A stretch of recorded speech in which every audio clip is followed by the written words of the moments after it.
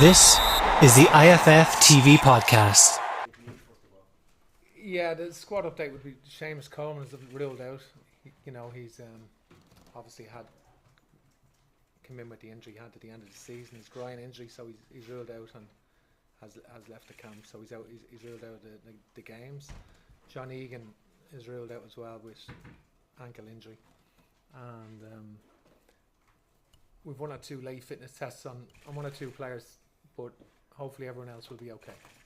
And do you feel that for a game you need to freshen things up anyway? Yeah, no, we definitely do need to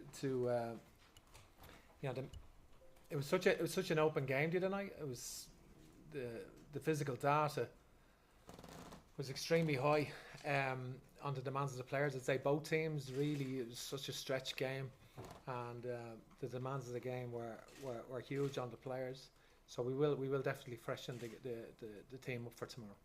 The games were tight, but unfortunately didn't go our way. But do you feel that the pressure, the extra pressure now, because going into a third game, if you lose, there'll be further criticism? No, I don't feel pressure. I think only internal. Disappointed that we've not got points on the board, and professional pride. Certainly I feel disappointed with that we don't have points on the board. I thought in the game against Ukraine, I felt every player gave absolutely everything in themselves. They gave every ounce themselves, and we could have maybe made better of opportunities in the final third when we broke 3v3 a few times or 4v4. We didn't quite get the right pass. I couldn't get create the chances that we wanted to create, but we went through the game without conceding one chance in the game, apart from right at the death in the 95th minute on the counter. Ukraine are a good team, restricted to sort of just long range effort. So it was a very, very tactical game. It was very physically demanding for both teams. There was an element of teams. It was pretty even, but we they controlled midfield quite well. But we had most of the play. On the night we had most of the play. When you watch it back, even certainly with most of the play on the night. But obviously we didn't get the clear cut chances that we would have wanted. Thank you. Do I have that, please? Hi, Stephen. What can you do to change things, you personally? What can I do? Yeah, well, I think we're just going to get ourselves ready. Obviously, there's changes in the team. People who are regulars, the Matt Doherty, Seamus Coleman, John Egan's missing tomorrow against Scotland. So it's opportunities for other players to come in and make their claim. I think the atmosphere in the team is always good. Like, there's a good attitude. We're just disappointed that we haven't got points, and I think we've lost 2 games without hardly conceding a chance in the games. In the 2 games. So I thought the back three tonight, Duffy, Nathan, Collins, and Egan, were really on top of their opponents, and I think Ukraine had a really good really good midfield too, and played well on the night. But we're going into the game against Scotland tomorrow with a home crowd. We know that it'll be a passionate home crowd. We know that Scotland are have been on a great run of results apart from their game against Ukraine. We know that they've got a strong squad, but from our point of view, it's a full house, and we want to go and try and win the game. That's what we want to try and do. We're at home with a passionate crowd, and we want to be positive in our approach as we have been. And we just want to be better in the final third than we have been. You obviously going to make changes personnel, but in terms of tactics, after 2 defeats, do you rethink tactics, or do you have to stick with what you believe in despite the results? Well, there's a difference between tactics and style of play. The style of play won't change. We're committed to that regardless. But tactically, we always have to adapt tactically. We always have to adapt tactically. That's a different question. Yeah. And just a quick word on Callum Robinson. When he's good, Ireland are good and look a threat. Will he be better for the 2 games, or do you feel he needs a rest now? Well, one of the things I'm not going to do is really discuss my team selection. I think that would be wouldn't be the wisest thing to do as a coach. Callum's been a good player for Ireland, and in the last, had a very, very good calendar year. and so I wouldn't be too critical of Callum. John, please. Hi, Steve. How are things? How you doing? In the last two games, you've had loads of possession, as you said, and you've said that you need to be better in that final third, but no goals in 2 games. Specifically, what are you going to be working on to improve on that? Well, again, that's a question. That's a question in relation to how the team will set up and how we're going to work on breaking down the opposition. That's not something you'd probably discuss in a pre-match press conference, but certainly I respect the question. But it's obviously not something that we're going to discuss publicly. I think, to be honest, with the 3-day turnaround and such a tight schedule, you're not doing an awful lot of work in 2 days, in relation to, but we with fresh legs, and we have other players who are willing to come in and make their mark, and that's the nature of it. I think we have some players who are fresh, ready to go. We want that freshness to come into the team and give us energy, for the game, and that's what we want. Is there cause for concern at all? Because you've done goal like Shane Duffy ran the crossbar the other night. Like, is there cause for concern for you that those goals aren't going in? We had a good run where from March to March we scored 23 goals, and which is a really high amount for an international team.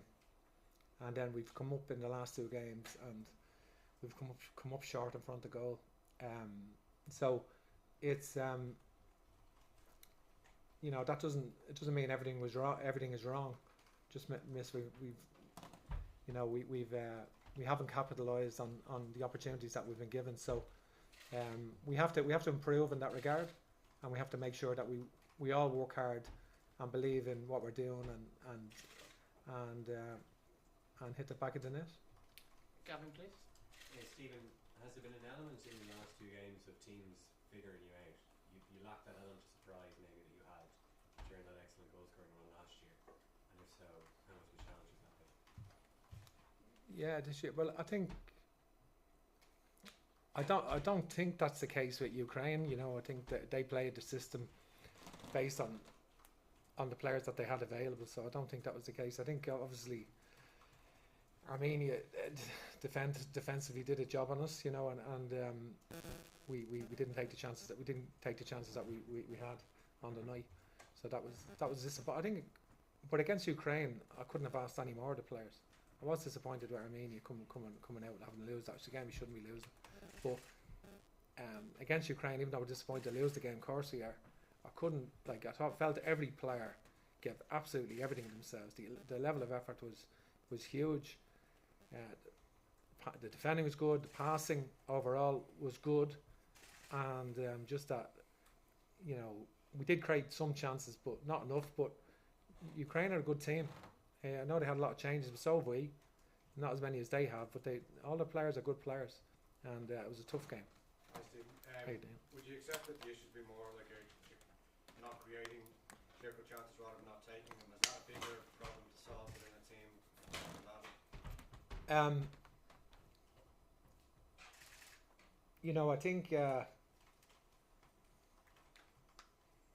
I think both teams struggled to create clear-cut chances. We probably had more the other night than the Ukraine, and we definitely had more against Armenia. But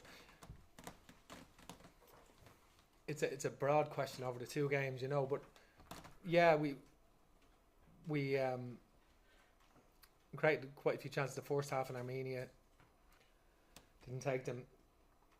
We were disappointed in the last half hour in Armenia with the amount of possession we had as regarding goal scoring opportunities. But I feel, listen, we're not far wrong. We've lost, we've conceded from a goal that's right in the touchline that just took a horrific bounce and went into the far corner. We've not conceded. These games are tight games. You play the top teams. Ukraine, admittedly, they weren't at full strength, and we weren't either. But they, to be fair, we've lost 2 games without conceding, with a 0.3 against, not 0.3, sort of in the data in relation to XG. You know, so we haven't even conceded a chance, and we've lost the game. Do you know what I mean? So that's the way it's been at the minute. So very tight games that can change quickly. Just have to be ruthless in front of goal. We have to be better in the final third with our level of creativity. There will be freshness. There will be fresh impetus in our forward line going into the game tomorrow for sure. And we want to be better. We know Scotland are a formidable team when they get everyone out, and we know they're a strong side. And we're going to have to be at our best, and we're going to have to, obviously be changing in the back three. We have to, we have to be able to defend well, and we have to cause a threat, and try and get some control on the game in the way that we're capable of. And just on Nathan, I know he's still very young, but it's kind of felt like he's had to bide his time a little bit because of injuries and form of others. But he's now started 3 games in a row. Can you speak about how kind of almost seamlessly? I know he said himself maybe the Armenia to start was a bit difficult, but apart from that, how seamlessly he's kind of fitted into the team. Yeah. I know it's awkward beside you, but I'm trying to give him a kick up the backside. Then I've got to compliment them all in the same vein. I think he's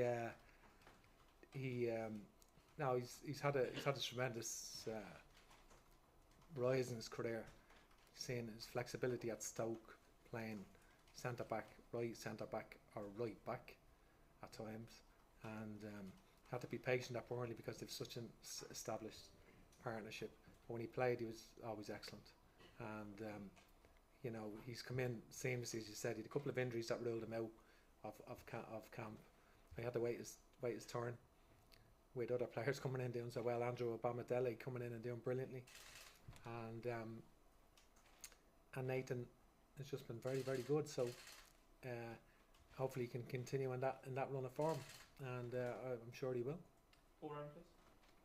Hi Stephen, you had a year managing in the SPL, kind of team got relegated and yet you reached an SPL final. Do you think you were given long enough in that job? What was your sort of, would you regard your time in Scotland as success? Listen, when I took the job, I was 34 years of age. I went over. I was only there a week or something. We were 10 points at the bottom. Do you know what I mean? I took it on the basis of being, 5 points at the bottom. We were there a week and we were 10 points at the bottom. So I think Dundee United won 2 games under Craig Levein at the time. We beat Rangers, Hearts, Hibs, and Partick Thistle. We took on all of Edinburgh and all of Glasgow to get to the final, and we lost a narrow game with a team to Celtic at the time in the final. It was a great experience. I made mistakes. I definitely did as well. I learned a lot, and so that was part of my learning as a manager, and it was a good experience. What kind of a game are you expecting against Scotland then tomorrow? Is it going to be blood and thunder derby type game, or a different type of game? What do you think? I don't think I'm not sure in international football there's much blood and thunder. At times it's very tactical now, and I think but there will be elements, obviously a physical element. Scotland played well against Armenia, and they've been in. To be fair, we were unbeaten in 8 before last week, and then they were unbeaten in 8 as well before. But obviously they've probably had more significant wins than we've had, and they've been together a bit longer, and they've qualified for European Championship. So they've a lot of players playing at the top end of the Premier League. So they have a very experienced squad. But from our point of view, that doesn't matter. We've a full house. This is our home, the Aviva Stadium, and we want to perform, and we want to try and play to the best of our ability, and give our supporters something to be proud of. Mark McGavin, please. Nathan, obviously a couple of disappointing results, but you've received a lot of praise for your personal performances. How do you feel these 2 games gone for you? Obviously on a personal note, I think I've done alright, I watch back my games, I look at what I can improve on, and there's still a lot to go. I have a few decent little things to do, and I've done my job, I think, at some part, but overall I've still conceded 2 goals in 2 games. Maybe I can't do it, but maybe I can help out the team a bit more and prevent them. And if we didn't concede 2 goals, we wouldn't be losing 2 games, that'd be the difference. So as much as it's a people say give me praise. I think I can still do a lot better. I can improve a lot, and I prefer to win really. Just in terms of your introduction to the seniors so far, obviously Stephen spoke a bit about it. Just how have you found the step up, and has playing Premier League last season helped? I've enjoyed it. I love it. I'd imagine Premier League has helped. You know, I love playing in the Premier League against the players, and then coming into the international side, I love playing for Ireland. I love the style of play we play. I love the freedom the manager gives me, and I really enjoy it. I've enjoyed every minute so far. Philip, please. Stephen, you throw out a lot of stats here in the last few minutes, and but there's one escapable one. We've only won 2 matches. Well, I haven't drawn that many stats. Well, you have. I've written them down. Few. They're recorded. Mm. But we've only won 2 competitive matches in 17, which I don't think is a good. It's a shocking record of any Irish manager. You said there with Scotland you made mistakes and you've learned a lot. Do you feel you've done something similar with Ireland, and are you still convinced you're the right man to lead Ireland to a better place? Yeah, I do, absolutely do, yeah. Without a shadow of a doubt. Just signed a new contract, and I'm committed here to after the Euros, and we've just lost 2 very, very narrow games that we're disappointed to lose, and we're getting ready for the game tomorrow, and we're just fully focused on the game tomorrow. And do you think you made mistakes? Have you learned a lot? I've learned a lot, yeah, I have learned a lot, and so I think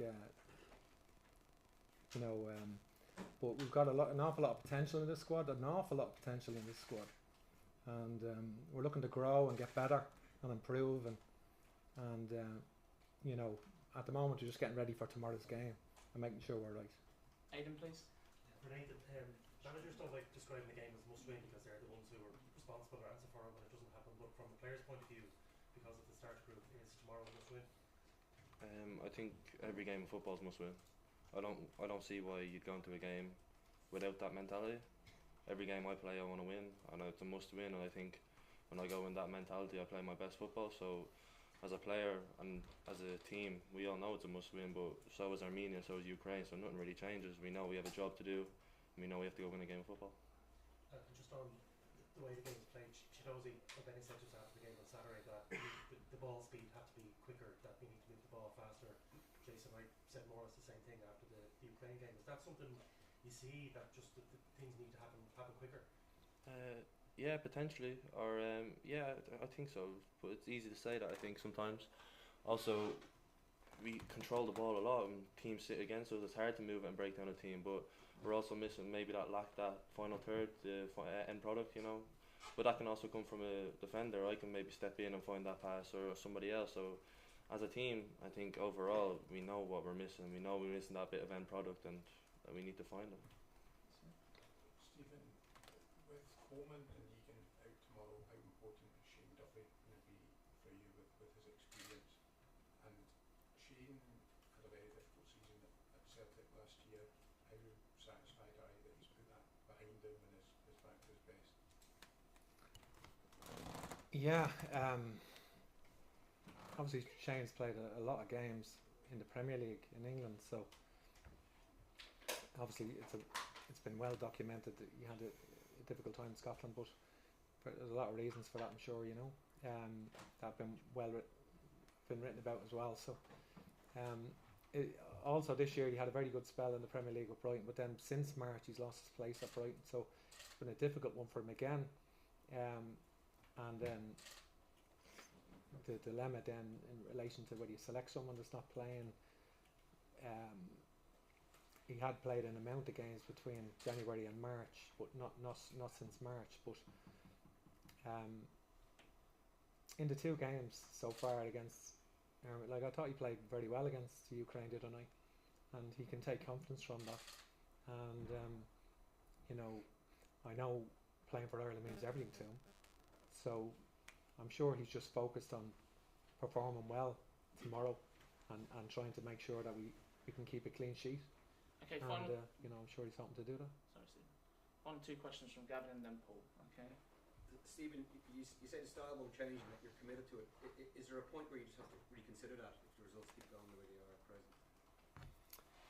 No, like I mean, we had a situation where we just won defeat in 12 up to last weekend, you know, and we spoke about all the goals we scored and you know the progress that we made. This has been a setback in the last week, but we must press on again and put in, you know, look to improve and